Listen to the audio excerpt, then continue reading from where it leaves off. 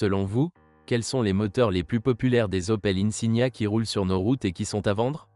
Du diesel, bien sûr. 94% des voitures, au moins en vente, sont équipées d'un turbodiesel de 1,6 litres ou de 2 litres. 1.6 diesel 110 chevaux, B16 DTE, D16 DTI, 1.6 diesel 136 chevaux, B16 DTH, D16 DTH, plus de la moitié des Insignia diesel de deuxième génération nous sont parvenus avec un turbodiesel de 1,6 litres. Et avec une seule turbine et une puissance de 100 ou 136 chevaux. Et il ne s'agira que de voitures à traction avant, souvent à transmission automatique.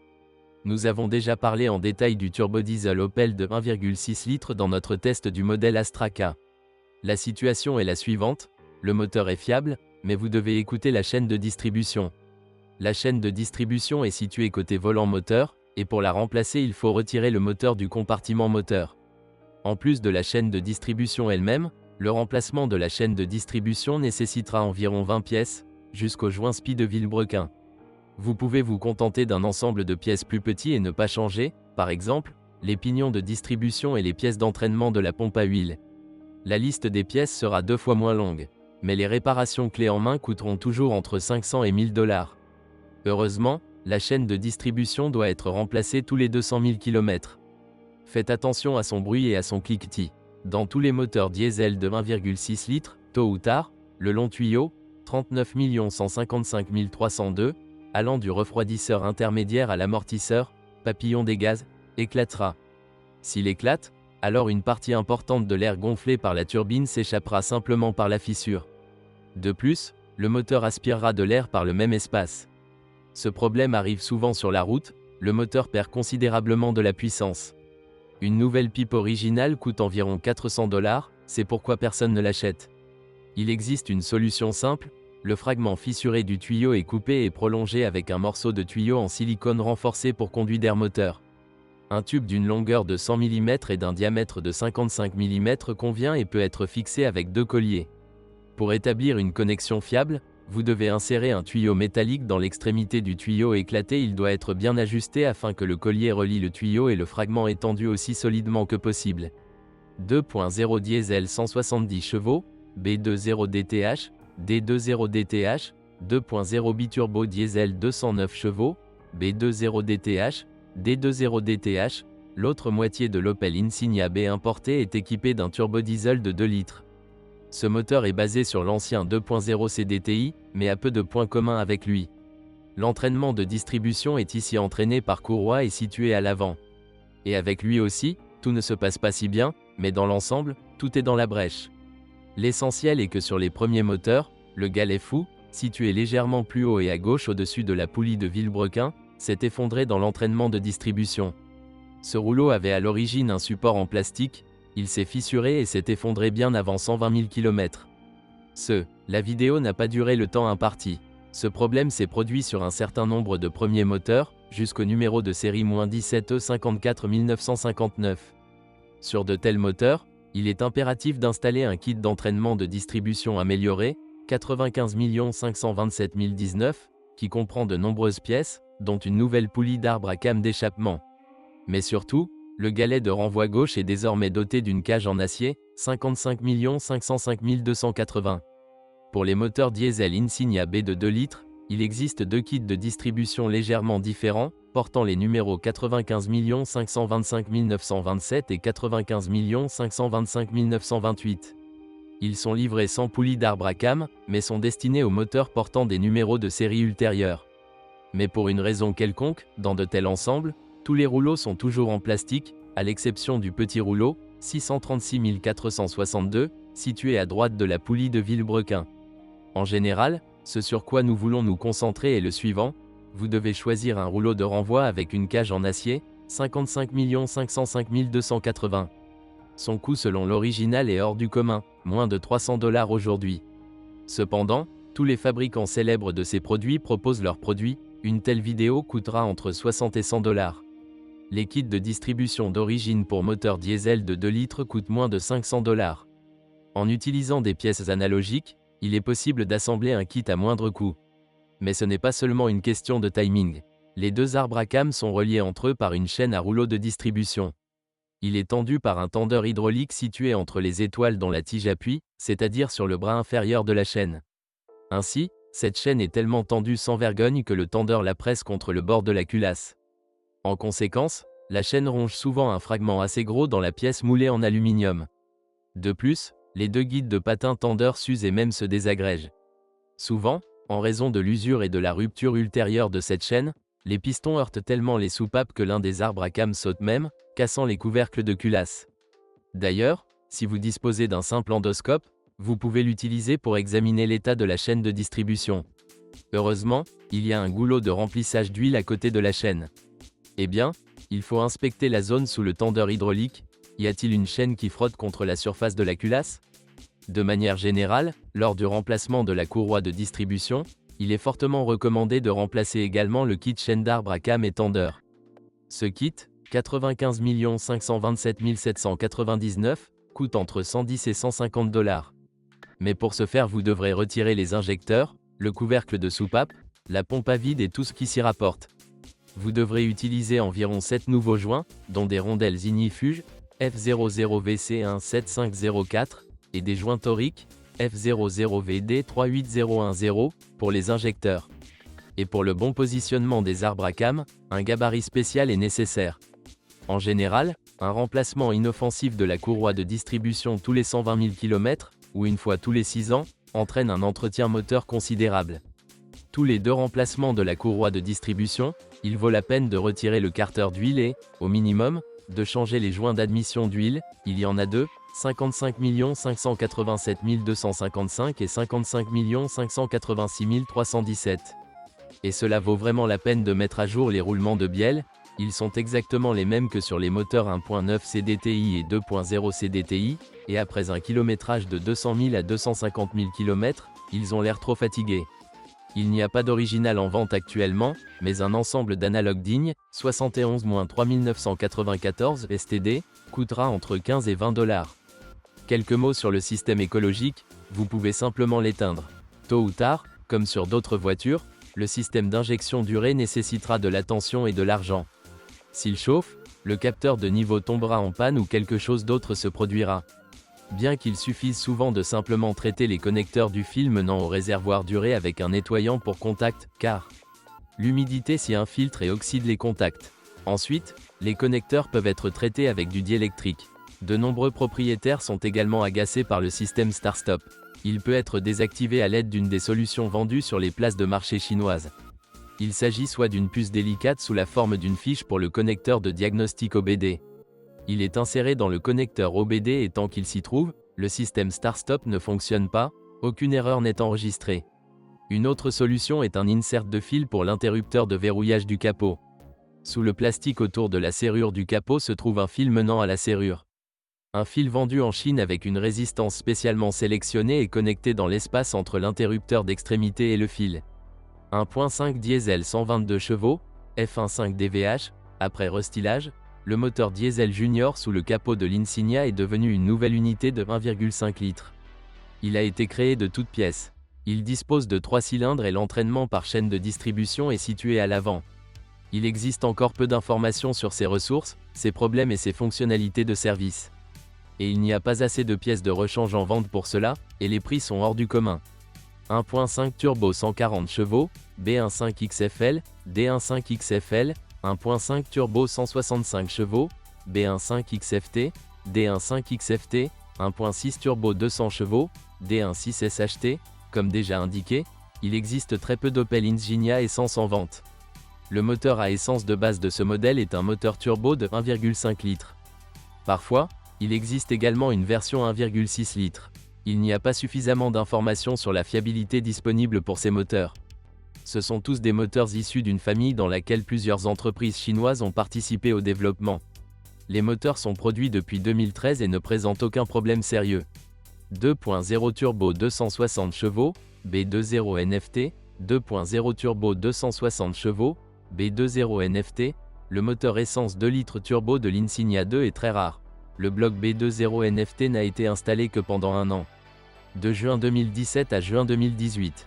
Il n'a pas été possible de respecter les normes strictes Euro 6D. 2.0 turbo à injection directe 170 chevaux, 200 chevaux, 230 chevaux, F20 SHT. Au printemps 2020, l'Insignia restylée a reçu un nouveau moteur essence turbo décliné en plusieurs options de puissance. De telles voitures sont rares en Europe, mais elles ne nous parviennent littéralement pas du tout. Il n'y a littéralement aucune information sur la durée de vie des moteurs turbo de 2 litres. M3265, transmission manuelle, F46 vitesses transmission manuelle.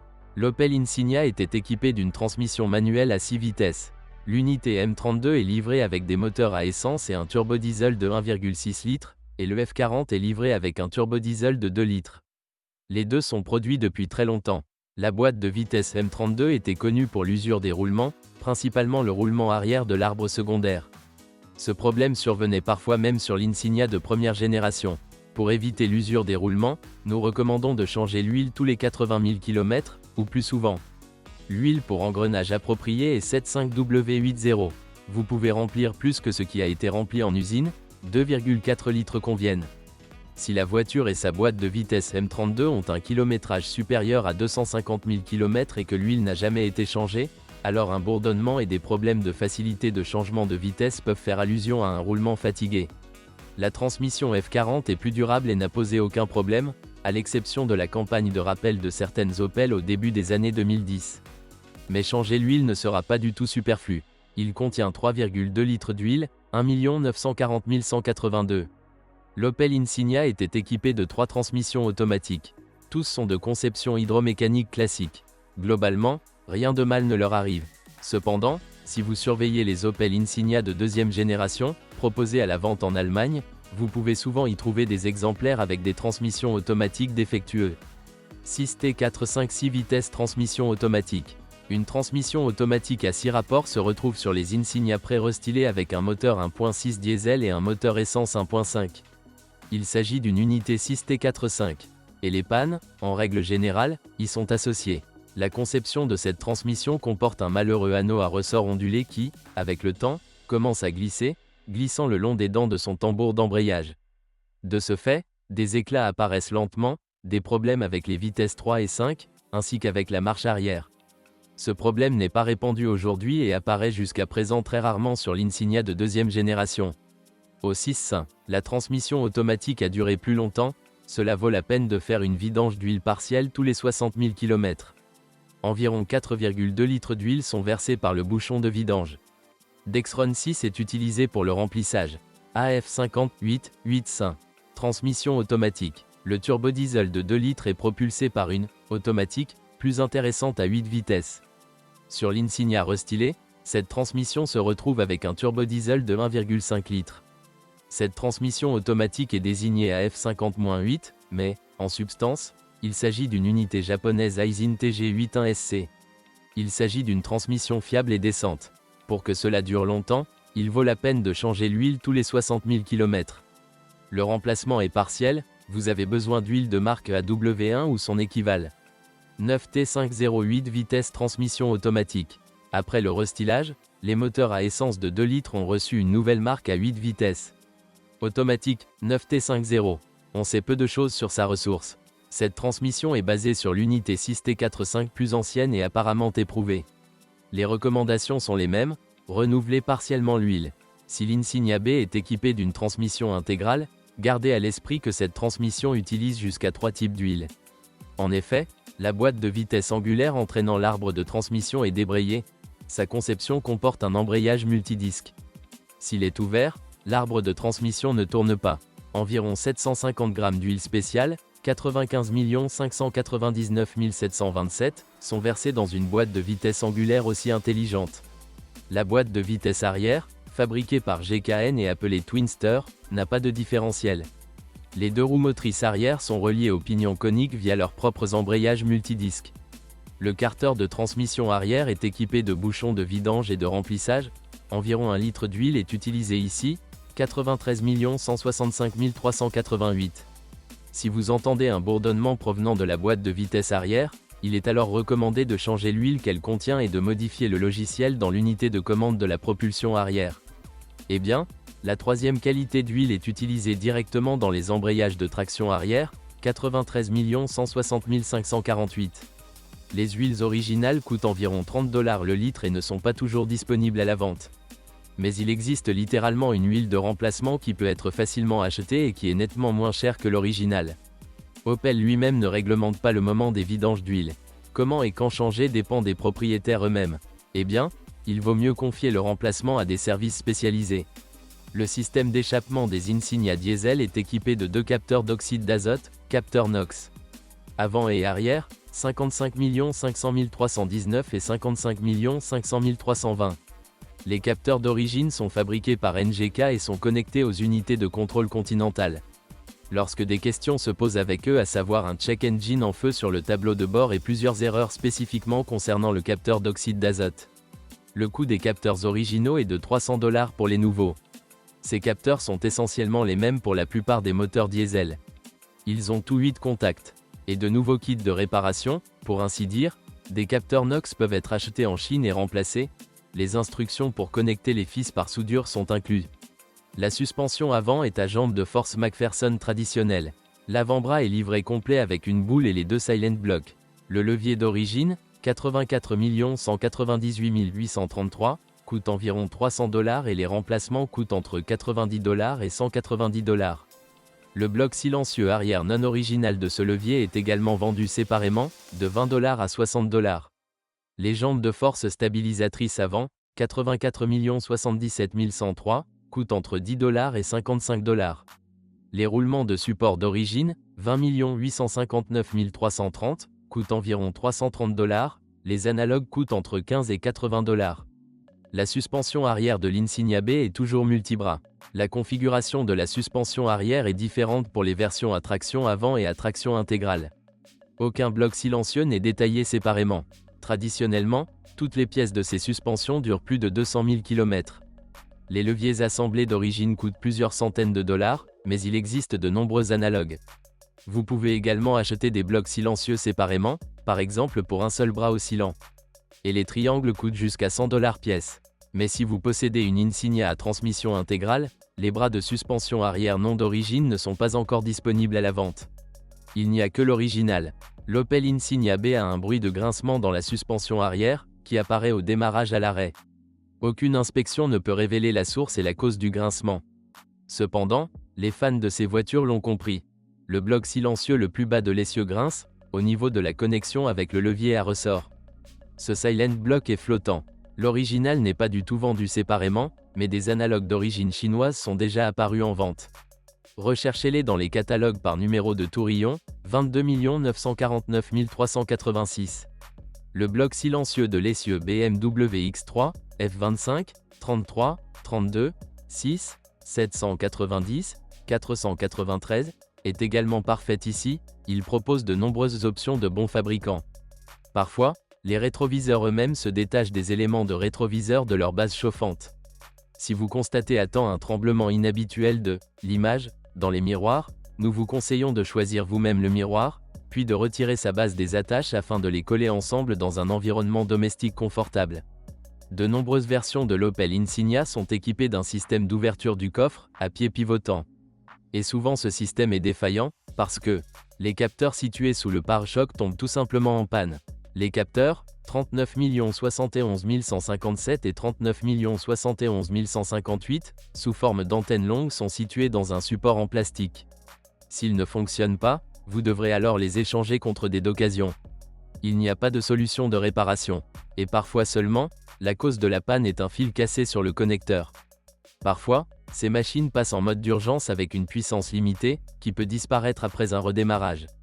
Lors du diagnostic, l'erreur P2138 sera détectée, en fonction du capteur de position de la pédale d'accélérateur. Vous pouvez retirer la pédale, retirer le cache du potentiomètre et nettoyer tout son circuit et ses pistes avec du nettoyant contact. Cela aide souvent. Si cela ne résout pas le problème, vous devriez rechercher une pédale d'occasion sur un site de démontage. Un neuf coûte très cher, 23 375 953, mais il n'y a pas de remplacement. La pédale d'embrayage nécessite beaucoup moins d'attention, le maître-cylindre d'embrayage y fuit. Il n'y a aucun moyen de faire le ménage, vous devrez acheter soit une bouteille usagée, soit une neuve, et cela coûte environ 250 $, 55 498 435. Le système de climatisation de l'Insignia est rempli de réfrigérant R1234YF, il est très cher, rare et n'est tout simplement pas proposé. Il peut être remplacé par le R134 habituel. Les deux réfrigérants sont incompatibles entre eux, celui d'usine doit donc être complètement retiré du système et un nouveau doit être rempli d'huile. À l'avant, juste sous le capot, se trouve un tuyau haute pression qui frotte facilement contre la protection du faisceau haute pression. Nous vous conseillons de garder un œil sur ce tube, soit en éloigner le faisceau électrique, soit le retirer et le précuire s'il est déjà frotté. Les plus attentifs demanderont: le tube en aluminium est-il vraiment frotté par les fils, et non l'inverse? C'est vrai, le faisceau électrique peut également être endommagé au même endroit. En général, ce sont des fils reliant les capteurs de stationnement avant. Ils sont facilement irrités par ce tuyau de climatisation. En conséquence, un ou plusieurs capteurs cessent de fonctionner. En général, cette paire, le tube et le faisceau de câble, doit être protégé des frottements mutuels.